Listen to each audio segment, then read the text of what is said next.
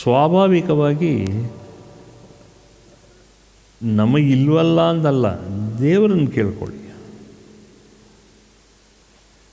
You ask God, you ask God, I want to be enlightened. ನಾನು ಸಾಕ್ಷಾತ್ಕಾರ ಪಡ್ಕೋಬೇಕು. ಆ ಸಾಕ್ಷಾತ್ಕಾರ ಪಡ್ಕೋಬೇಕಾದ್ರೆ ನನಗೇನು ದಾರಿ, ಸಾಧನೆ ಜೊತೆಗೆ ನಾನು ಏನು ಮಾಡಬೇಕು, ಯಾವ ಕಾಮ ಇರಬೇಕು, ನಾನು ಆಸೆ ಪಡ್ಬೋದು, ಯಾವ ಥರ ಆಸೆ ಪಡಬೇಕು. ಆಗ ನಮ್ಮ ಮನಸ್ಸು ಒಳಗಡೆ ಪ್ರೇರಣೆ ಆಗುತ್ತೆ. ನಮ್ಮ ಮನಸ್ಸು ಒಳಗಡೆ ವಿ ಗೆಟ್ ಅ ಫುಲ್ಫಿಲ್ಮೆಂಟ್ ಅನ್ನೋ ಫೀಲಿಂಗು. This is enough. ಅದಕ್ಕೇನಾಗಬೇಕು? ಮೈಂಡ್ ಕಾಮ್ ಆಗಿರಬೇಕು. ಸೊ ವೆನ್ ಯು ಡೂ ಸಾಧನೆ ಮಾಡೋದು ಯಾತಕ್ಕೆ? ಮೈಂಡ್ ಕಾಮ್ ಆಗೋಕ್ಕೆ. ಮೈಂಡ್ ಕಾಮ್ ಅಂದರೆ ಏನರ್ಥ? That means I should not crave myself with a sense of competition. Every human life has got an intrinsic value. When you are born as a human being, then you are already blessed with certain human values. What is the first human value? The first human value, you will understand, the value of the spirit in you. That you are a being, you are a life-giving force. You yourself have to give life. That is why God has given you that life of breathing. A breathing ಅನ್ನೋದು, once you know you are already breathing, that means the intrinsic value of your life is you have got that sense of breathing. ನಾನು ಉಸಿರಾಡ್ತಾ ಇದ್ದೀನಿ, ನಾನೊಂದು ಜೀವ. ಆ ಜೀವ ಅನ್ನೋದು ಹೆಂಗೆ ಗೊತ್ತಾಗ್ತಾ ಇದೆ ಅಂದಾಗ, ನೀನು ಉಸಿರಾಡ್ತಾ ಇದೆಯಾ, ನೀನು ಶ್ವಾಸ ಮಾಡ್ತಾ ಇದೆಯಾ. You have already a breathing organism. ನೀನು ಜೀವ ಮಾಡೋತಕ್ಕಂಥ ಒಂದು ಜೀವಿ. ನೀನು ಜೀವ ಮಾಡ್ತಿದ್ದೋ ಅನ್ನೋತಕ್ಕಂಥ ಜೀವಿ. ಸೊ ಆ ಜೀವಿ ಆದಮೇಲೆ ನಿನಗೆ ಅಂತ ಒಂದು ಭಂಡಾರ ಇದೆ. ನಿನ್ನ ಆತ್ಮದಲ್ಲಿ ಒಂದು ಭಂಡಾರ ಇದೆ. ನಿನ್ನ ಬುದ್ಧಿನೇ ಒಂದು ಭಂಡಾರ ನಿನಗೆ. ಅದನ್ನು ನೀನೇನು ಮಾಡ್ತೀಯಾ? ಅದನ್ನು ಟ್ಯೂನ್ ಮಾಡ್ಕೋತಾ ಇದೆಯಾ, ನೀನು ಹೋನ್ ಮಾಡ್ಕೋತಾ ಇದೆಯಾ. ನಿನ್ನ ಬುದ್ಧಿನ ನೀನು ಚೂಪ್ ಮಾಡ್ಕೋತಾ ಇಲ್ಲ. ನಿನ್ನ ಬುದ್ಧಿನ ನೀನು ಆ ಒಂದು ಸರಿಯಾಗಿ ನಾನು ಆ ಬುದ್ಧಿನ ಉಪಯೋಗಿಸ್ಬೇಕು ಅನ್ನೋ ಒಂದು ನಿರ್ಧಾರಕ್ಕೆ ಬರ್ತಾ ಇದೆಯಾ. So you are understanding the object of your life, and the object of your life is your mind. ನಿನ್ನ ಬುದ್ಧಿ ಅಲ್ಲ, ನಿನ್ನ ಮನಸ್ಸೇ. ನಿನ್ನ ಜೀವದಿಂದ ನಿನ್ನ ಮನಸ್ಸು ನಿನಗೆ ಚುಟುಕ್ತಾ ಇದೆ, ನಿನಗೆ ಚುಚ್ಚಿ ತೋರಿಸ್ತಾ ಇಲ್ಲ, ನಿನಗೆ ಪ್ರೇರಣೆ ಕೊಡ್ತಾ ಇದೆ. ಚುಟುಕ್ತಾ ಇದೆ ಅಂದರೆ ಏನು ಅಂದರೆ, it is pinching you that you are conscious of your breathing. So ಆ ಚುಟುಕಿದಾಗ, ನಿನಗೆ ಅದನ್ನು ಹಿಂಡಿದಾಗ, ಅದನ್ನು ಜಿಗಿಟಿದಾಗ ಅಲ್ಲ, ಅದನ್ನು ಸುಮ್ಮನೆ ಒಂದು ಫೀಲಿಂಗ್ ಕೊಟ್ಟಾಗ, ದಟ್ ಮೀನ್ಸ್ ನಿನಗೆ ಆ feeling gives you the effect of your consciousness. ನಿನ್ನ ಚೈತನ್ಯನ ಅದು ಜಿಗಿಡ್ತಾ ಇದೆ. ನಿನ್ನ ಇಂದ್ರಿಯಗಳು ಏನು ಮಾಡ್ತಾ ಇದೆ? ನಿನ್ನ ಚೈತನ್ಯನ ಜಿಗಿಟಿ ನಿನಗೆ ಎಚ್ಚರಿಕೆ ಕೊಡ್ತಾ ಇದೆ. You are alive and you are conscious. ಆ ಚಿಗಟಿ ಮಾತಾಡಿದಾಗ ನಿನಗೆ ಒಂದು ಚಿಗಟತಕ್ಕಂಥ ಒಂದು ಫೀಲಿಂಗ್ ಬರುತ್ತೆ. ನಾನು ಜೀವ, ನನ್ನ ಬುದ್ಧಿ ಜೀವಂತವಾಗಿದೆ. I am conscious of my mind, and my mind is breathing. And because of this breathing, I am now conscious of my breath. ನನ್ನ ಉಸಿರು, ನಾನು ಉಸಿರಾಡ್ತಾ ಇದ್ದೀನಿ ಅನ್ನೋತಕ್ಕಂಥ ಒಂದು ಅರಿವು, ಒಂದು ಜ್ಞಾನ ನನಗೆ ಬರ್ತಾ ಇದೆ. ಸೊ ಆಗ ನಿನ್ನ ಥಿಂಕ್ ಮಾಡೋಕ್ಕೆ ಬರುತ್ತೆ, ಓ ಹೌದಲ್ಲ, ನಾನು ಉಸಿರಾಡ್ತಾ ಇದ್ದೀನಿ, ಬದುಕಿದ್ದೀನಿ. ಈ ಉಸಿರಾಡಿ ಬದುಕ್ತಿರೋದ್ರಿಂದ ನನಗೇನಾಗ್ತಾ ಇದೆ, ನನಗೆ ಏನೇನು ಫೀಲಿಂಗ್ಸ್ ಬರ್ತಾ ಇದೆ ಅಂತ ನೀನು ಯೋಚನೆ ಮಾಡು. ಈ ಉಸಿರು ಇದರಿಂದ ನಾವು ಏನು ಮಾಡ್ತೀವಿ ಮನುಷ್ಯರು ಅಂದರೆ ಇಲ್ಲೇ ಎಡುತ್ತಾ ಇದ್ದೀವಿ.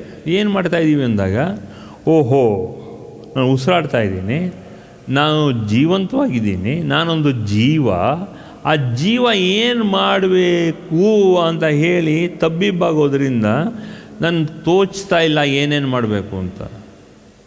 ಸೊ ಏನು ಮಾಡಬೇಕು, ನಾನು ಜೀವ ಅಂದಾದ್ಮೇಲೆ ನಾನು ಹುಡುಗ ಇದ್ದೀನಿ. ಸೊ ಅದಾದಮೇಲೆ ನಾನು ಹುಡುಗನಾಗಿ ಏನು ಮಾಡಬೇಕು, ಹುಡುಗಿಯಾಗಿ ಏನು ಮಾಡಬೇಕು, ಅದು ನಿಮ್ಗೆ ಯಾರು ಹೇಳ್ಕೊಳ್ಳೋದು ಬೇಕಾಗಿಲ್ಲ. ಹುಡುಗನಾಗಿ ಏನು ಮಾಡಬೇಕು, ಹುಡುಗಿಯಾಗಿ ಏನು ಮಾಡಬೇಕು ಅನ್ನೋದು ನಿಮಗೆ ಗೊತ್ತು. ನಿಮ್ಮ ಸುತ್ತಮುತ್ತ ಇರೋ ಜನ ಎಲ್ಲ ಹೇಳ್ತಾ ಇದ್ದಾರೆ. ನಿನಗೊಂದು ಹುಡುಗಿ ಅನ್ನೋ ಹೆಸರಿಟ್ಟಿದ್ದಾರೆ, ನಿನಗೆ ಹುಡುಗ ಅನ್ನೋ ಹೆಸರಿಟ್ಟಿದ್ದಾರೆ. ಅದೆಲ್ಲ ಇಟ್ಟಾದ್ಮೇಲೆ ಅದು ಗೊತ್ತಿರೋ ವಿಚಾರ. ಅದಾದಮೇಲೆ ಏನು ಮಾಡಬೇಕು, what am I suppose to do by being a man or being a woman? What I am suppose to do by being a man or being a woman? So ನೀನು ಯೋಚನೆ ಮಾಡು. Yes, I am breathing, I am with life. Now after knowing that I am having life, now I also know I am a man or I am a woman. So what should I do? What should I do? The first thing you should do is, you should come out of that mental and physical block. After knowing very well you are a man and you are a woman, then you should understand, you should come out of your mental block as a man and you should come out of the mental block as a woman. ನಾನು ಹೆಂಗಸಾದ್ಮೇಲೆ ನಾನು ಈ ರೀತಿ ಮಾನಸಿಕ ಬಂಧನದಿಂದ ನಾನು ಈಚೆ ಬರಬೇಕು. Being born as ಅ ಗಂಡಸು, ಆ್ಯಸ್ ಅ ಮ್ಯಾನ್, ನಾವು I should also come out of this physical block. ಒಂದು ಗಂಡಸಾದ ಮೇಲೆ ಈ ರೀತಿ ಮಾನಸಿಕ ಬಂಧನಗಳಿಂದ ನಾನು ಈಚೆ ಬರಬೇಕು. ಒಂದು ಹೆಂಗಸಾಗಿ ಹುಟ್ಟಾದ ಮೇಲೆ ನಾನು ಒಂದು ಹೆಂಗಸಲ್ಲಾಗಿರೋತಕ್ಕಂಥ ಕೆಲವು ಮಾನಸಿಕ ನಿಬಂಧನೆಗಳನ್ನೆಲ್ಲ ನಾನು ತೆಕ್ಕೋಬೇಕು. ಆ ತೆಕ್ಕೊಳ್ಳೋ ಪ್ರಯತ್ನದಲ್ಲಿ ನಾನು ಏನು ಮಾಡಬೇಕು, ಅಲ್ಲೇ ನಮ್ಮ ಕಲ್ಚರ್, ನಮ್ಮ ಸಂಸ್ಕಾರ ಬರುತ್ತೆ. ನಾನು ಹೆಣ್ಣಾದಮೇಲೆ ನನಗೆ ಅಂತ ಒಂದು ಸಂಸ್ಕಾರ ಇಟ್ಕೋಬೇಕು. ಸಂಸ್ಕಾರ ಹೆಂಗೆ ಬರಬೇಕು, ತಂದೆ ತಾಯಿಯಿಂದ ಬರಬೇಕು. ತಂದೆ ತಾಯಿಯಿಂದ ಬಂದಿಲ್ವಾ, ಆಗಾಗ ಜಾತಿ ಧರ್ಮನ ನೋಡಬೇಕು. ಒಂದು ನಾನು ಗಂಡಸಾದ್ಮೇಲೆ ನನ್ನಲ್ಲಿ ಒಂದು ಧರ್ಮ ಇರಬೇಕು. As a human being born as a man, I should know my culture. ಆ ಕಲ್ಚರೇನೆ spiritual culture. Whether is a women or whether you are a man, you should understand that kind of a spiritual culture, regional culture, physical culture. ಇದನ್ನು ಸ್ವಲ್ಪ tune ಮಾಡ್ಕೋಬೇಕು. ಅದಕ್ಕೆ ಸಂಸ್ಕಾರ. When you tune your self, ನಿಮಗೆ ನಮ್ಮ ಸಂಸ್ಕಾರದಲ್ಲಿ ಇರೋತಕ್ಕಂತಹ ಸಂಸ್ಕೃತಿ ಅರ್ಥ ಆಗುತ್ತೆ. So when you tune your self into this physical culture, then automatically, because of educational culture and because of ಹತ್ರ ಪತ್ರ ಇರೋತಕ್ಕಂಥ ಜನರ ಸವಾಸದಿಂದ, you will also understand that spiritual culture much more deeper. So ಒಂದು ಕಲ್ಚರ್ಗೆ ಬಂದಾದ ಮೇಲಿಂದ ಆ ಕಲ್ಚರ್ನಲ್ಲಿ ಜಾತಿ, ಅಂದರೆ to what human being you are born, ಅದು ಜಾತಿ. Next what kind of a spiritual culture you inscribe along to that spiritual and the religious culture. So spiritual culture plus religious culture na eradu ಸೇರಿಸಿದ್ರೆ you will understand samskara along with religious culture it becomes samskriti. So we have a culture, spiritual culture along with a religious culture. ಅದು ಸಂಸ್ಕಾರ, ಇನ್ನೊಂದು ಸಂಸ್ಕೃತಿ. ಆಗೇನಾಗುತ್ತೆ, ಇನ್ನೂ ಸ್ವಲ್ಪ ರಿಫೈನ್ಡಾಗಿ ಹೋಗ್ತೀವಿ. Educational culture ಬಂದಿರುತ್ತೆ ಸ್ವಲ್ಪ, ಅದರ ಜೊತೆಗೆ ಫಿಸಿಕಲ್ ಕಲ್ಚರ್ ಬರುತ್ತೆ. Then we understand what is religious culture. ಆಗ ನಮ್ಮ ಒಳಗಡೆ ಇರತಕ್ಕಂಥ ಅಂತರಂಗ, ನಮ್ಮ ಒಳಗಡೆ ಇರತಕ್ಕಂಥ ಸಂಸ್ಕಾರ ವಿತ್ ಸಂಸ್ಕೃತಿ, we tune ourselves to refinement. ಆ ಸಂಸ್ಕೃತಿ ಬಂದಾದ ಮೇಲೆ we tune ourselves to refinement.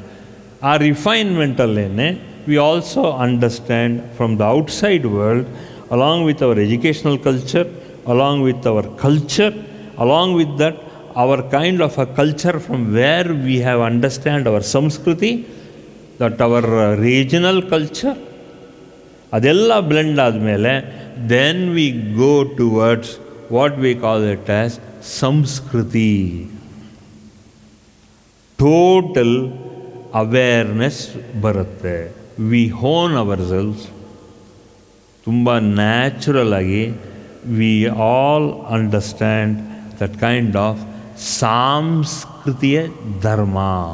Dharma from spiritual culture and religious culture, we understand our Dharma of our being.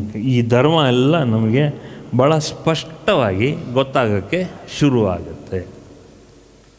ಇಲ್ಲ ಅಂದರೆ we get stuck in one of that. ಅದಕ್ಕೆ ಏನಾಗುತ್ತೆ ಅಂದರೆ ನಮಗೆ ಎಲ್ಲ ರೀತಿ ಇದರಲ್ಲೆಲ್ಲ ನಮಗೆ ಅಲ್ಲಿ ಕಚ್ಚಾಗಿರೋದ್ರಿಂದ we not understood any culture properly. ಆದ್ದರಿಂದನೇ ಅದೆಲ್ಲ ಏನಾಗುತ್ತೆ ಅಂದರೆ after 30 years it will act as a mental, physical and a spiritual block.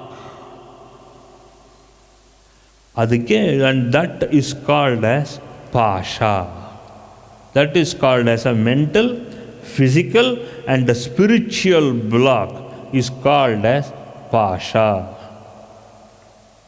That we have to cut it asunder. ಕತ್ತರಿ ತಗೊಂಡದನ್ನು ಕಟ್ ಮಾಡಬೇಕು. ಆಗೇನು ಮಾಡುತ್ತೆ, we have to hone our selves. ಇಂಗ್ಲೀಷ್ನಲ್ಲಿ ನಾವು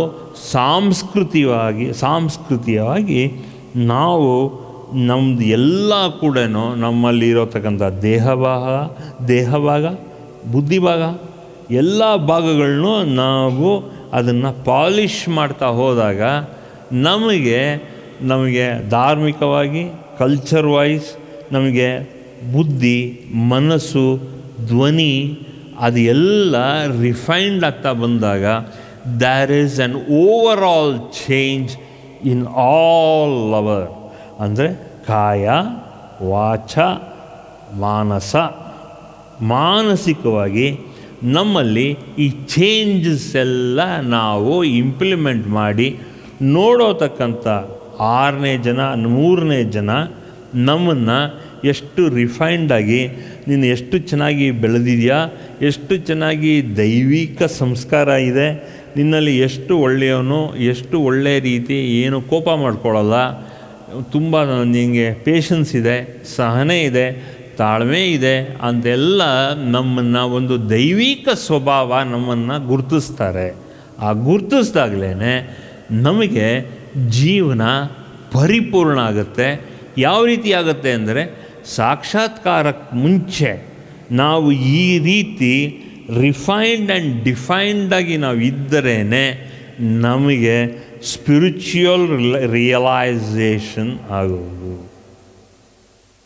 then only total realisation happens.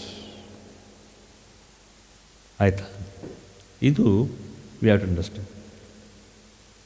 For more satsangs from Sri Sri Nimishananda Guruji, subscribe to this channel. Click the bell button below to get notifications. Like and share the video and spread the divine message.